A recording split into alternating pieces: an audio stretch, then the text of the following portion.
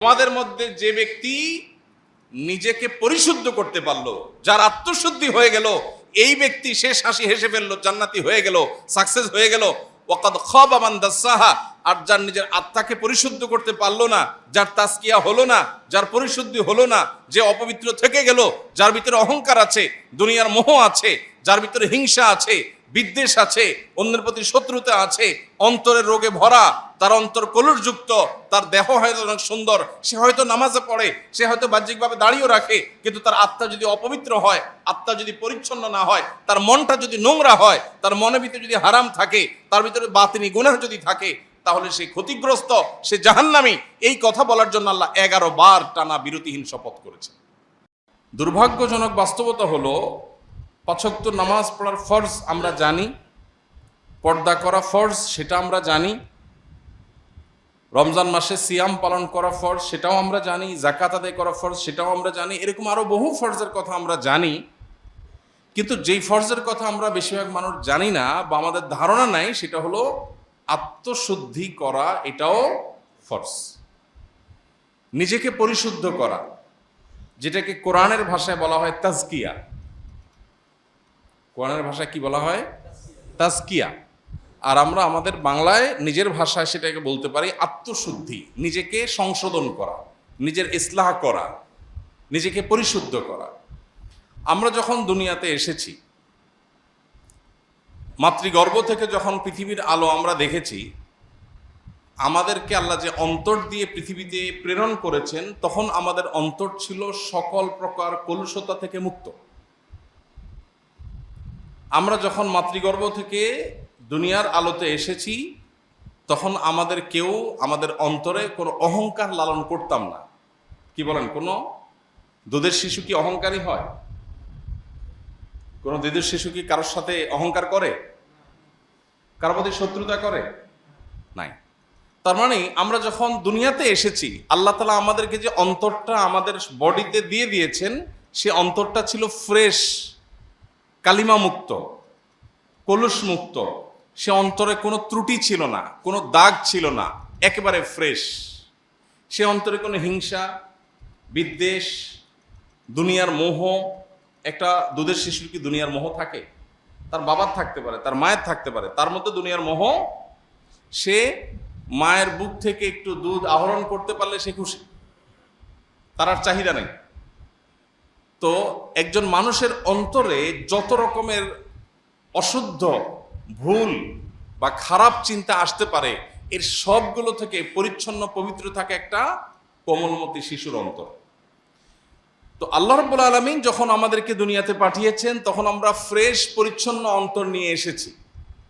এরপর আমরা যখন আস্তে আস্তে বড় হয়েছি, আমাদের পরিবেশ, প্রতিবেশ, আমাদের আশপাশ, আমাদের গণ্ডি, আমাদের চৌহদ্দি এবং আমাদের এনভায়রনমেন্ট, আমাদের সহচর, আমরা যাদের সাথে উঠা বসা করছি, যে জায়গায় যাচ্ছি, এই সব কিছু থেকে আমাদের অন্তর ধীরে ধীরে ধীরে ধীরে নানান কলুষ এবং কালিমা ধারণ করতে করতে করতে এমন একটা পর্যায়ে চলে গেছে যে এই অন্তরটা এখন এতটা রোগাক্রান্ত, এতটা ময়লাযুক্ত, এতটা কালিমাযুক্ত, যে অন্তর দিয়ে এখন ভালো আর মন্দ পরখ করা আমাদের জন্য কঠিন হয়ে যাচ্ছে। আর সেই কারণেই এই অন্তরটাকে পরিচ্ছন্ন করা, ক্লিন করা, এটাকে পবিত্র করা, এটার যেই কালিমাগুলো লেগে গেছে সেগুলো থেকে এটাকে ধুয়ে মুছে সাফ করা, এটা আমাদের জন্য একটা ফরজ, একটা অপরিহার্য কর্তব্য। কোরআনে আল্লাহ তাআলা যেটা আমাদেরকে বারবার করবার নির্দেশ করেছে। আল্লাহ রাব্বুল আলামিন আমাদের নবী করিম সাল্লাল্লাহু আলাইহি সাল্লামকে যে পাঠিয়েছেন, মৌলিকভাবে তার প্রধানত 3টি কাজের কথা আল্লাহ কোরআনে উল্লেখ করেছেন। ইব্রাহিম আলাইহিস সালাম, যিনি আমাদের স্বপ্নদ্রষ্টা ছিলেন, যিনি মুসলিম হিসাবে আমাদের নামকরণ করেছেন, যিনি আমাদের আদর্শিক পিতা, যিনি আমাদের নবী মুহাম্মদ সাল্লাল্লাহু আলাইহি সাল্লামের বংশানুক্রমিক পিতা, যিনি ইহুদিদেরও বংশানুক্রমিক পিতা, যাকে বলা হয় আবুল আম্বিয়া। তো সেই ইব্রাহিম আলাইহিস সালাম, তিনি আল্লাহর কাছে দোয়া করেছেন, রব্বানা ওয়াবআস ফীহিম রাসূলাম মিনহুম, আল্লাহ আমার বংশধরদের মধ্যে এমন একজন রাসূল আপনি পাঠান, এটা আপনার কাছে আমার আরজি, দোয়া, যিনি তাদের তার আয়াতগুলো পাঠ করে মানুষকে শোনাবে, অর্থাৎ ওহির কথা মানুষকে জানিয়ে দিবে যে এই পথে মানুষের কল্যাণ আর এই পথে মানুষের ক্ষতি, এই জিনিসটা জানিয়ে দিবে। আল্লাহর আদেশগুলো মানুষকে জানিয়ে দিবে, আদেশ নিষেধগুলো জানিয়ে দিবে, এবং মানুষকে কিতাব এবং হিকমা শিক্ষা দিবে, এবং মানুষকে পরিশুদ্ধ করবে। তিনটা কাজ। আল্লাহ রাব্বুল আলামিন ইব্রাহিম আলাইহিস সালামের দোয়া কবুল করে যখন আয়াত নাজিল করলেন, তখন আল্লাহ রাব্বুল আলামিন বলেছেন, লাকাদ মান্নাল্লাহু আলাল মুমিনিনা ইয বাআসা ফীহিম রাসূলাম মিন আনফুসিহিম ইয়াতলু আলাইহিম আয়াতি ওয়া ইউযাক্কিহিম ওয়া ইউআল্লিমুহুমুল কিতাবা ওয়াল হিকমা।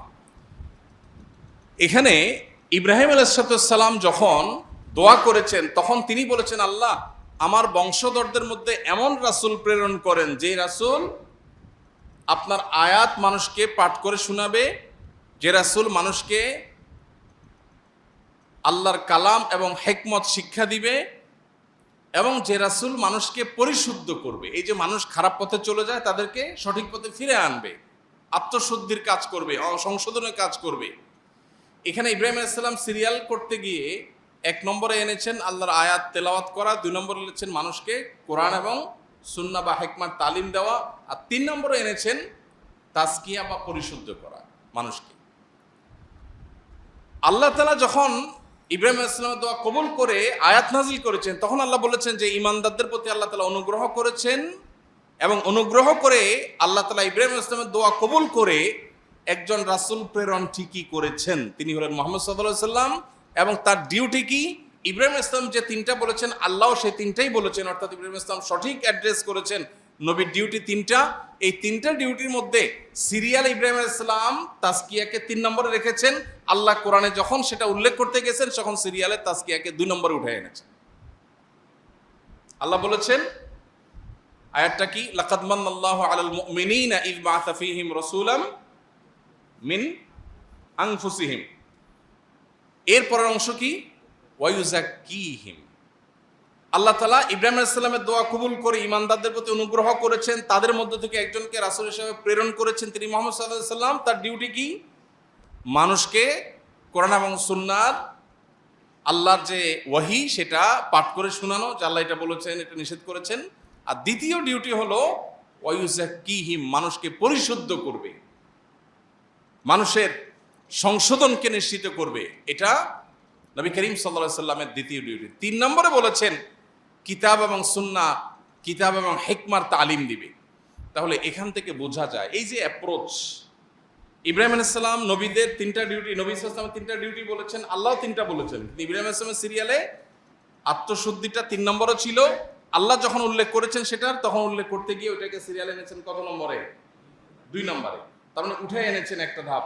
এখান থেকে বোঝা গেল একজন মুসলমানের কাছে বা আল্লাহর দৃষ্টিতে নিজেকে পরিশুদ্ধ করার গুরুত্ব অপরিসীম। ভাইরা আমার, কোরআনে কারিমে আল্লাহ তাআলা বিভিন্ন জায়গায় শপথ করেছেন, আপনারা জানেন। আল্লাহ অনেক জায়গায় শপথ করে অনেক কথা বলেছেন না? শপথ মানুষ কেন করে, বা আমরা শপথ করি কেন? অবিশ্বাস্য কথাকে বিশ্বাসযোগ্য করবার জন্য, তাই না? যে আমি এমন একটা কথা বলছি আপনার বিশ্বাস করতে কষ্ট হবে, সেজন্য আমি বলছি আল্লাহর কসম। আমার যে কথাটা আপনার বিশ্বাস করতে কষ্ট হবে সেটা বিশ্বাসযোগ্য করে তুলবার জন্যই আমরা কি করি? শপথ করি। আল্লাহ সুবহানাহু ওয়া তাআলা তার কোনো কথায় সন্দেহ করবার সুযোগ নেই। মানুষের কথা সন্দেহ হতে পারে, সে অপশন আছে, কিন্তু আল্লাহর কথার মধ্যে সন্দেহ করার অপশনই নাই। তিনি মহাসত্য, তার উপরে সত্য নাই। যেই আল্লাহর উপর কোনো সত্য নাই, সে আল্লাহ আবার কোরআনে শপথ করে কেন কথা বলতে হবে? আল্লাহর কি কথা বলার সময় শপথ করার দরকার আছে? নাই। ভাইরা আমার, যেই আল্লাহর শপথ করার দরকার নাই, তার সব কথাই বিশ্বাসযোগ্য, বরং বিশ্বাস করতে আমরা বাধ্য, সেই আল্লাহ আবার শপথ করেছেন কেন? আমাদেরকে বোঝাবার জন্য যে এই কথাটা খুব ইম্পর্টেন্ট। ফলে এটা বলতে গিয়ে আমি শপথ করছি, তোমরা যদি এই কথা বলতে তাহলে শপথ করে বলা লাগতো তোমাদের। কথাটা এতটা ইম্পর্টেন্ট, এতটা অতি গুরুত্বপূর্ণ যে তোমরা বললে শপথ করে বলতে হতো। জাস্ট সেটা বোঝাবার জন্য আল্লাহ তাআলা শপথ করেন। শপথের আল্লাহর আরো বিভিন্ন মাকসাদ, আরো হিকমা, আরো রহস্য আছে, যেটা উলামা ইকরাম উল্লেখ করেছেন, মুফাসসিরগণ বলেছেন। আমার আলোচ্য বিষয় সেটা না। আলোচ্য বিষয় হলো আল্লাহ যত শপথ করেছেন, কোথাও একবার শপথ করে একটা কথা বলেছেন, কোথাও দুইবার শপথ করে একটা কথা বলেছেন। পুরো কোরআন জুড়ে বিভিন্ন জায়গায় এরকম শপথ আছে। কোথাও তিনবার শপথ করে একটা কথা বলেছেন, যেমন আল্লাহ রাব্বুল আলামিন বলেছেন ওয়াল আসর ইন্নাল ইনসানা লাফি খুসর। আমরা সবাই জানি এটা ছোট সূরা। আসরের শপথ, আসর মানে যুগ, যুগের শপথ, হ্যাঁ, যে মানুষ ক্ষতির মধ্যে আছে। তবে যারা ঈমান আনলো, নেকামল করলো, ভালো কাজের কথা মানুষকে বললো এবং ধৈর্য ধারণ করলো, এরা কিয়ামতে সাকসেস হবে, আর বাকি সব মানুষ লুজার হবে। এই কথাটা বলতে গিয়ে আল্লাহ আসরের শপথ করেছেন। এখানে একবার শপথ আল্লাহ করেছেন, তাই না? এরকম কোরআনে বিভিন্ন শপথ আছে।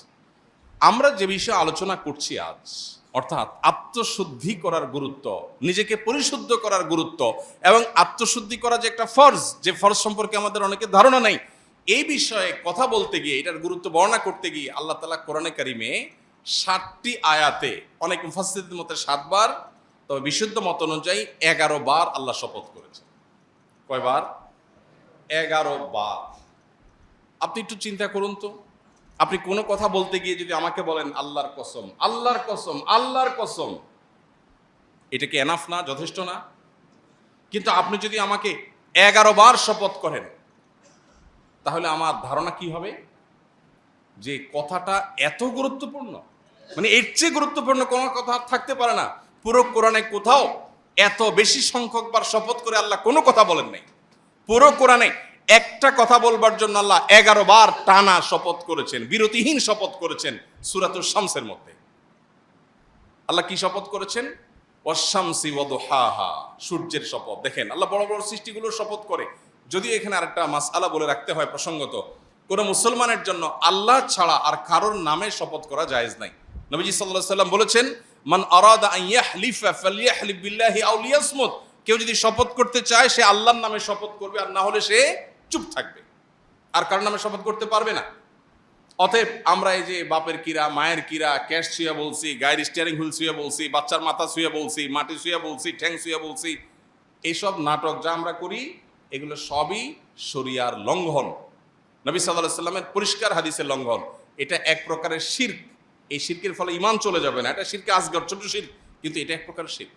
এই জন্য আল্লাহ ছাড়া কারোর নামে শপথ করা জায়েজ নাই। শপথ হবে সব কার নামে? আল্লাহর নাম। এখন আল্লাহ রাব্বুল আলামিন তিনি নিজেও তার জাতের শপথ করেছেন। আল্লাহ রাব্বুল আলামিন কোরআনে কারিমে কোথাও কোথাও তার এরকম বৃহৎ বড় বড় সৃষ্টিগুলোর নামেও শপথ করেছেন, বরং বেশিরভাগ শপথ সেরকম।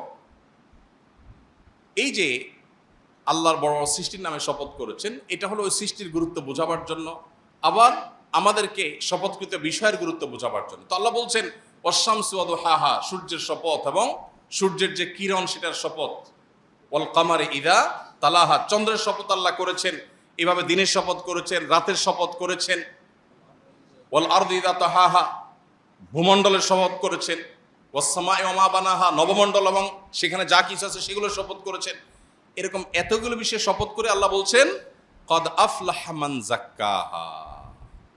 এতবার শপথ করে তোমাদেরকে বলছি বান্দারা শুনো, তোমাদের মধ্যে যে ব্যক্তি নিজেকে পরিশুদ্ধ করতে পারলো, যার আত্মশুদ্ধি হয়ে গেল, এই ব্যক্তি শেষ হাসি হেসে ফেললো, জান্নাতি হয়ে গেল, সাকসেস হয়ে গেল। ওয়াকাদ খাবা মান দাসাহা, আর যার নিজের আত্মাকে পরিশুদ্ধ করতে পারলো না, যার তাজকিয়া হলো না, যার পরিশুদ্ধি হলো না, যে অপবিত্র থেকে গেল, যার ভিতরে অহংকার আছে, দুনিয়ার মোহ আছে, যার ভিতরে হিংসা আছে, বিদ্বেষ আছে, অন্যের প্রতি শত্রুতা আছে, অন্তরের রোগে ভরা, তার অন্তর কলুষযুক্ত, তার দেহ হয়তো অনেক সুন্দর, সে হয়তো নামাজে পড়ে, সে হয়তো বাহ্যিকভাবে দাঁড়িয়েও রাখে, কিন্তু তার আত্মা যদি অপবিত্র হয়, আত্মা যদি পরিচ্ছন্ন না হয়, তার মনটা যদি নোংরা হয়, তার মনের ভিতরে যদি হারাম থাকে, তার ভিতরে বাতিনি গুনাহ যদি থাকে, তাহলে সে ক্ষতিগ্রস্ত, সে জাহান্নামী। এই কথা বলার জন্য আল্লাহ 11 বার টানা বিরতিহীন শপথ করেছে। ভাইরা আমার, তাহলে যেই ফরজটার ব্যাপারে আল্লাহ তাআলা কোরআনে এত গুরুত্ব আরোপ করেছেন, যে কথা বলতে গিয়ে টানা 11 বার শপথ করেছেন 7টি আয়াতের মধ্যে, সেই বিষয়টা আমাদের কাছে সবচেয়ে অবহেলিত। এটা ইন্টারেস্টিং বিষয়। যে জিনিসটা কোরআন হাদিসে যত বেশি গুরুত্বপূর্ণ হবে, শয়তান সেটা আমাদেরকে তত বেশি ভুলিয়ে রাখবে। শয়তান তত বেশি আমাদেরকে ভুলিয়ে রাখবে। যেমন কোরআনে কারীমের পাতায় পাতায় আপনি শয়তান সম্পর্কে ধারণা পাবেন। আপনি যদি কোরআন পড়েন আপনি দেখতে পাবেন আল্লাহ আপনাকে ধারণা দিচ্ছেন শয়তান থেকে সাবধান থাকবা, শয়তান থেকে কেয়ারফুল থাকবা, শয়তান কিন্তু তোমাদের শুধু শত্রু, সে কিন্তু আদু ও মুবিন, আল্লাহ বারবার বলেছেন। কিন্তু ইন্টারেস্টিং বিষয়, শয়তান সম্পর্কে কোনো আলোচনা নেই। শয়তান বিষয়টা এখন আমাদের কাছে অনেকটা বায়বীয় বিষয়ে পরিণত হয়ে গেছে। আজ থেকে 10, 20, 30 বছর পরের যে প্রজন্ম আসবে, আল্লাহ না করুন এমন না হয় যে তখনকার প্রজন্মের কাছে শয়তান বলতে জাস্ট একটা কাল্পনিক বিষয়, এটা অবাস্তব বিষয়, এরকম ধারণা না হয়। এখন যেরকম আমাদের অনেক মুসলিম ভাই বোন আছেন যারা বলে, আমার কাছে অনেক অনেক ধরনের মানুষজন আসে। একজন পাওয়ারফুল পলিটিশিয়ান তিনি আসছেন কিছুদিন আগে, এসে বললেন যে ভাই আমি জিন জাদু বিশ্বাস করি না, জিন জাদু বিশ্বাস করি না। এখানে বিশ্বাসের জায়গাটা পরিষ্কার করা দরকার। একজন মানুষ তিনি আসলে কি মানসিক রোগী নাকি তিনি জিনে আক্রান্ত, এটা নিয়ে আমার সন্দেহ হতেই পারে এবং আমি এটা ডিনাই করতেই পারি না। আমার মনে হচ্ছে এটা মানসিক রোগী। আপনি যতই বলেন না এটা জিনে ধরা রোগী, আমি এটা ডিনাই করতেই পারি, কোনো অসুবিধা নেই, কারণ এটা আসলে কি সেটা ডায়াগনোসিস তো নিশ্চিতভাবে হয় না। সো এটা অস্বীকার করলে কিছু হবে না।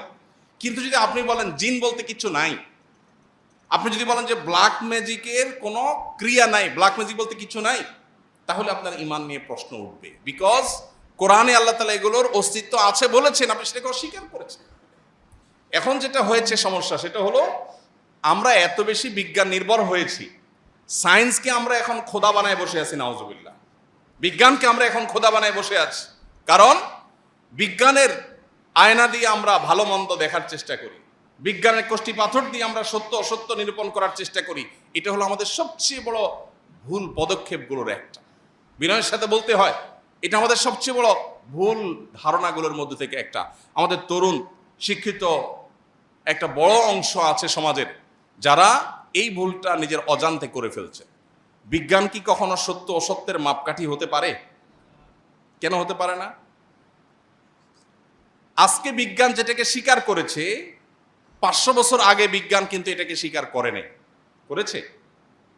আজকে যে জিনিসটা আবিষ্কার হয়েছে 500 বছর আগে যখন আবিষ্কার হয় নাই, তখন বিজ্ঞান কি ওইটার অস্তিত্বকে স্বীকার করত? তাহলে এখন যেটার অস্তিত্বকে বিজ্ঞান অস্বীকার করছে, হতে পারে 500 বছর পরে বিজ্ঞান আবিষ্কার করবে, স্বীকার করবে।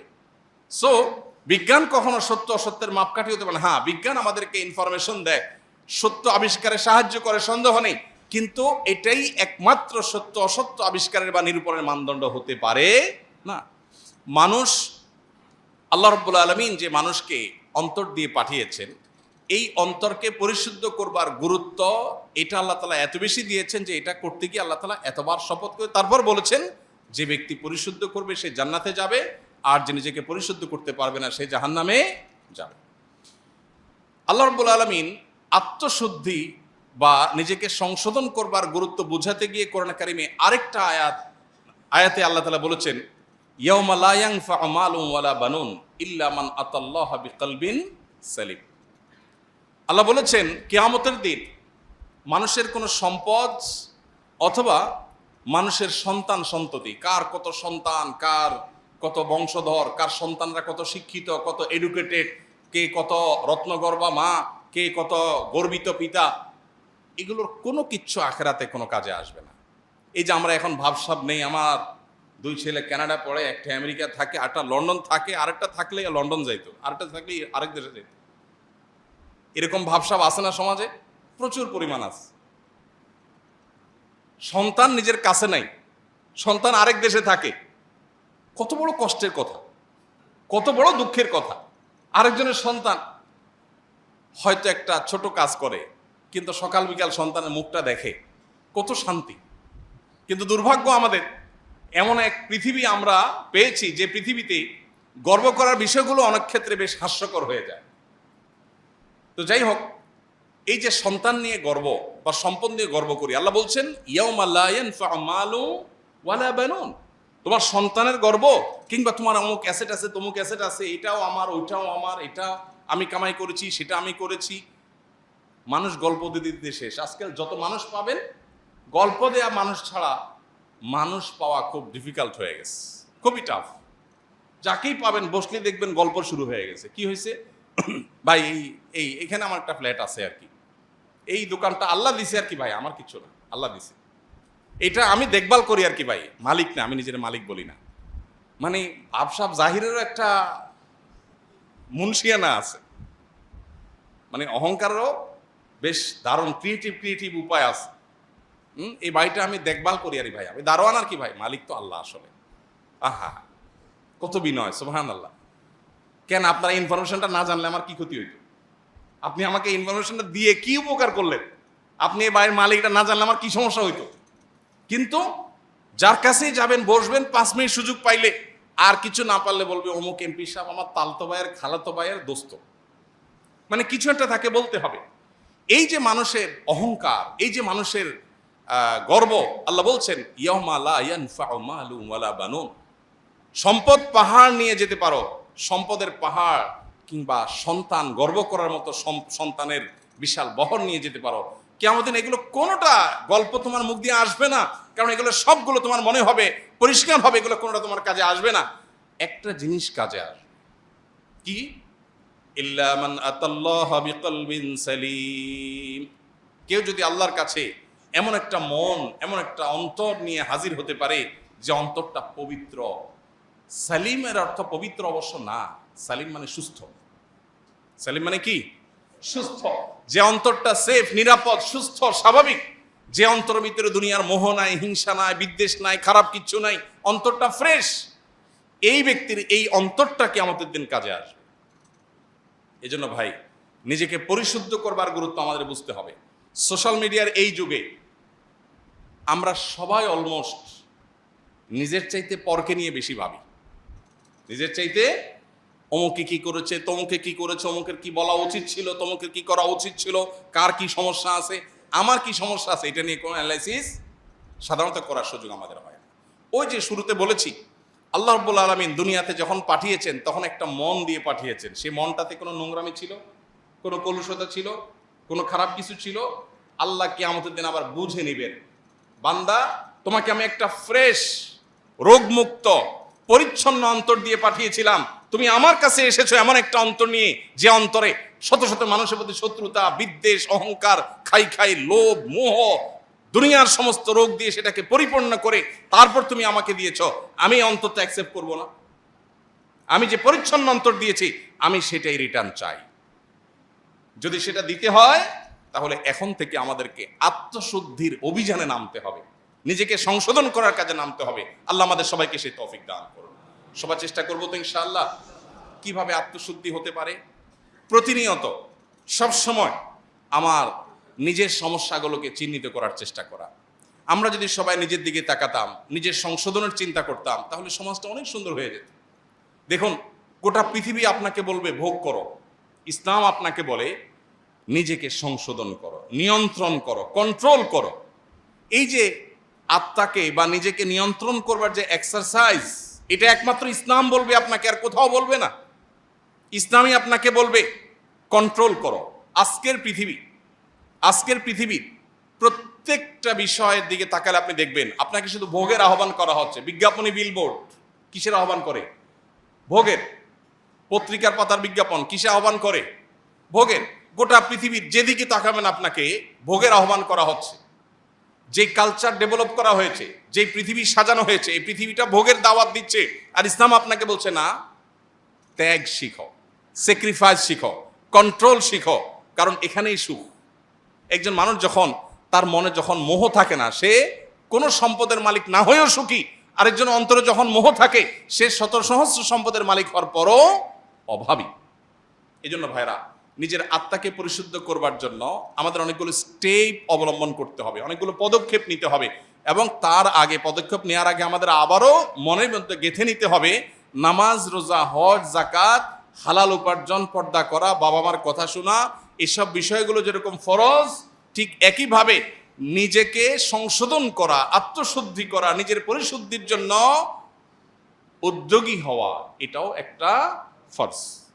বরং এটা এমন ফরজ, যেই ফরজের কথা বলতে গিয়ে আল্লাহ শপথ করেছেন 7 আয়াতে 11 বার, যেটার কথা নবীজি বলেছেন, আলা ইন্না ফিল জাসাদে লামুজগা। মানুষের শরীরে একটা বিশেষ অর্গান আছে, একটা পার্ট, একটা অংশ আছে, ইদা সলুহাত, সেটা যদি ঠিক হয়ে যায়, সলুহাল জাসাদু কুল্লু, পুরো মানুষের বডিটাই ঠিক হয়ে যায়। ওইদা ফাসাদাত, সেই অর্গানটা, সেই শরীরের অঙ্গটা যদি নষ্ট হয়ে যায়, পুরো শরীর নষ্ট হয়ে যায়। আল্লাহ ওয়াহিয়াল কলব, নবীজি বলেছেন সেটা হলো অন্তর, আর কিছু না। নবীজি বলেছেন আত্তাকওয়া হাহুনা, আত্তাকওয়া হাহুনা, আত্তাকওয়া হাহুনা, মানুষের অন্তরের মধ্যেই হলো তাকওয়া। এটা যদি ঠিক হয়ে যায়, তখন এটা রাজধানীর মতো, হাত, মুখ, চোখ, সব অঙ্গ প্রত্যঙ্গগুলো ওইটার ডিরেকশন অনুযায়ী চলতে থাকে। আর যখন ভেতরে অহংকার থাকে, তখন বাহির দিয়ে বিনয়ের ভাব ধরে, আসলে মনে কি অহংকার। এজন্য ভাইরা, নিজের পরিশুদ্ধির জন্য আমাদের কিছু স্টেপ নিতে হবে। নাম্বার 1, কিভাবে আত্মশুদ্ধি হতে পারে। 1 নম্বর হলো সকল প্রকার গুনাহ থেকে বাঁচার জন্য সর্বোচ্চ সংগ্রাম করা। কারণ নবীজি সাল্লাল্লাহু আলাইহি সাল্লাম বলেছেন, মানুষ যখন কোনো গুনাহ করে, আল্লাহর কোনো নিষিদ্ধ পথে যায়, কোনো একটা পাপের কাজ করে, মোবাইলে একটা হারাম জিনিস দেখে ফেললেন, একজন পুরুষ পর্নোর ছবি দেখলেন, মজা নিলেন, তা হারাম গুনাহের কাজ করলেন। এর ফলে কি হবে? অন্তরের মধ্যে, অন্তরটা কিন্তু ফ্রেশ ছিল, এটাতে একটা দাগ পড়বে। একটা গুনাহ করলে একটা দাগ পড়ে, হাদিসে আসছে। আরেকটা গুনাহ পড়লে আরেকটা দাগ পড়ে, আরেকটা পড়লে আরেকটা দাগ পড়ে। এবার পড়তে পড়তে একটা স্বচ্ছ আয়নার উপরে যেরকম অনেক ময়লা পড়লে যেরকম সে আয়নায় ভালো মন্দ চেহারাতে কি আছে না আছে বোঝা যায় না, ঠিক একইভাবে একটা অন্তরে যখন অনেক গুনাহ করতে করতে করতে করতে কলুষে পরিপূর্ণ হয়ে যায়, তখন এই অন্তর দিয়ে কোনটা ভালো কোনটা মন্দ, কোনটা হক কোনটা বাতিল, কোনটা সত্য কোনটা মিথ্যা, কোনটা জান্নাতের পথ কোনটা জাহান্নামের পথ, এটা নিরূপণ করবার ক্ষমতা থাকে না। এই জন্য আমার অন্তরকে পরিশুদ্ধ করবার জন্য 1 নম্বরের কাজ হলো সকল প্রকার গুনাহ থেকে বাঁচার জন্য সর্বোচ্চ সংগ্রাম করা।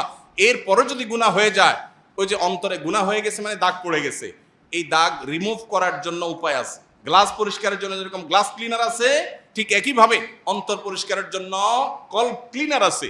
সেই ক্লিনারের নাম হলো তওবা। সেটার নাম কি? তওবা। বান্দা যখন তওবা করে, আত্তাইবু মিনায যামবি কামা লা যামবা লাহ, তার অন্তরে যে দাগ পড়ে যায়, ভালো করে তওবা করতে পারলে সেই দাগ মুছে যায়। তাহলে আমাদের নিজেদের পরিশুদ্ধ করার জন্য 1 নম্বর স্টেপ হলো কি? গুনাহ থেকে বাঁচার জন্য সংগ্রাম করা। অনেক নফল নামাজ দরকার নাই, অনেক নফল দানও দরকার নাই, অনেক তাসবিহ না হলেও চলবে, অনেক তেলাওয়াত না হলেও চলবে, কিন্তু যেটা না হলে চলবে না সেটা হলো কি? আমার দ্বারা কোনো গুনাহ হবে না। আমি চোখের গুনাহ, মুখ দিয়া সকাল থেকে রাত পর্যন্ত কত গীবত বেহুদা কথা বলছি, এগুলো সবগুলো গুনাহ। যেগুলো কোরআন হাদিসে নিষেধ করা হচ্ছে সেগুলো করাই হলো কি? গুনাহ। অতএব সেগুলো থেকে বেঁচে থাকার চেষ্টা করা। যদি কোনোটা হয়ে গেছে আমি টের পাই, এই কথাটা তো বলা ঠিক হয়নি, আমার অন্যায় হয়ে গেছে, দেরি না করে সাথে সাথে রিমুভার দিয়ে সেটাকে রিমুভ করা, অর্থাৎ তওবা করা, যে আল্লাহ আমি অন্যায় করেছি, আর করবো না, এটাই রিমুভার। তাহলে এই প্রক্রিয়ার মধ্য দিয়ে আমাদের অন্তরটাকে পরিচ্ছন্ন রাখতে পারি। আর দ্বিতীয়ত হলো, আল্লাহ বলেছেন ইয়া আইয়ুহাল্লাযীনা আমানুত্তাকুল্লাহ ওয়া কুনু মা'আস সাদিকিন, এই ইমানদাররা তোমরা তাকে অবলম্বন করো আর নেককার আল্লাহওয়ালা মুত্তাকি পরেজগার মানুষের সুহবতে থাকো। সাহচর্য অনেক গুরুত্বপূর্ণ। পরিবেশ, নেককারদের পরিবেশ কিন্তু মানুষকে নেককার করে, বদকারদের পরিবেশ মানুষকে বদকার করে। এই জন্য সাহচর্য এবং সোহবত মানুষকে যত দ্রুত পরিবর্তন করে, অন্য কোনো কিছু এত দ্রুত পরিবর্তন করে না। এক বস্তা ভালো আলুর মধ্যে একটা পচা আলু রেখে দিবেন, ওই পচা আলুর সোহবতে থেকে থেকে আশপাশের সবগুলো পচতে থাকবে, পুরো বস্তা পচে শেষ হয়ে যাবে। এই জন্য ভালো মানুষ, ভালো পরিবেশ, যে মানুষগুলোর অন্তরে দুনিয়ার মোহ নাই, আল্লাহওয়ালা, দুনিয়ার খাই নাই, তার সাথে চললে আপনার মধ্যে মানসিকতা আসবে। বিনয়ী মানুষের সাথে চললে আপনার মধ্যে বিনয় আসবে। সোহবতের জন্য আল্লাহওয়ালা মুত্তাকি মানুষ, নেককার মানুষদের সাহচর্য অবলম্বন করা, এটা 2 নম্বর করণীয়। 3 নম্বর করণীয়, আল্লাহর কাছে চোখের পানি ফেলে দোয়া করা। নবী সাল্লাল্লাহু আলাইহি সাল্লাম আল্লাহর কাছে দোয়া করতেন। কি দোয়া করতেন? আল্লাহুম্মা আতি নাফসি তাকওয়াহা ওয়া যাক্কিহা ওয়া আনতা খায়রু মান যাক্কাহা। বহু আমরা যে টপিকে আলোচনা করছি, এই টপিকেই দোয়া। হে আল্লাহ, আমার অন্তরকে আপনি পবিত্র করে দিন, এটার পরিশুদ্ধ করে দিন, নোংরামি থেকে, কলুষতা থেকে আপনি পরিচ্ছন্ন রাখুন। আল্লাহর কাছে এই দোয়াটা সকাল সন্ধ্যা নবীজি নিবেদন করতেন, নিয়মিত আমাদের নিবেদন করতে হবে। অতএব ত্রিমুখী প্রচেষ্টা, গুনাহ থেকে বাঁচা, গুনাহ হয়ে গেলে তওবা করা, এবং নেককারদের সাহচর্য সোহবত, আর আল্লাহর কাছে চোখের পানি ফেলে দোয়া করা। আল্লাহ আমাদের সবাইকে পরিশুদ্ধ অন্তর নিয়ে আল্লাহর সাথে সাক্ষাতের তৌফিক দান করুন। আমাদেরকে আল্লাহ তাআলা কলবে সালিম নিয়ে আল্লাহর সামনে হাজির হওয়ার তৌফিক দান করুন। রোগাক্রান্ত অন্তরকে আল্লাহ তাআলা রোগমুক্ত করার, উদ্যোগ গ্রহণ করার তৌফিক দান করুন। শয়তান আমাদেরকে অনেক কিছুই থেকে ভুলিয়ে রেখেছে। সবচেয়ে ইম্পর্টেন্ট বিষয়, আমার শরীরের সবচেয়ে বড় অর্গান, সবচেয়ে গুরুত্বপূর্ণ অংশ, আমার অন্তর নিয়ে মনোযোগ দেওয়ার, ফোকাস দেওয়ার সুযোগ আমার হয় নাই, কারণ শয়তান আমাকে ভুলিয়ে রেখেছে। বিধায় আজ থেকে সেদিকে মনোযোগ দেই। আমার সমস্যাগুলো কি কি আমি লিখে ফেলি, যে আমার ভিতরে কি কি রোগ আছে, কি কি বদরোগ আছে। আমি খাই খাই করি, লোভ করি, অহংকার করি, মানুষকে ছোট করি, তাচ্ছিল্য করি, কি কি রোগ আছে লিখে ফেলি এবং সেগুলো একটা একটা করে রিমুভ করার জন্য প্ল্যান প্রোগ্রাম করি।